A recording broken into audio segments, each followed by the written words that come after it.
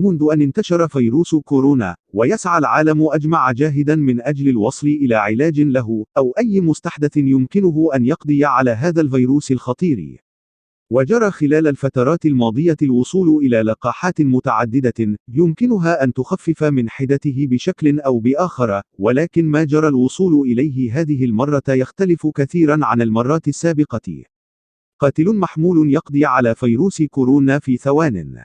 استطاع مجموعة من الباحثين في كوريا الجنوبية أن يطور قاتلا محمولا يستطيع أن يقضي على أو ترك بقايا، لأنه يمكن استخدامه في أعمال التطهير في الأماكن التي يصعب فيها استخدام المطهر التقليدي من النوع السائل. وقد جرى اختباره من قبل بعض الباحثين ليجدوا أن 99.9% أو أكثر من كوفيد-19 جرى القضاء عليه في غضون ثانية واحدة من تسليط الأشعة فوق البنفسجية عليه.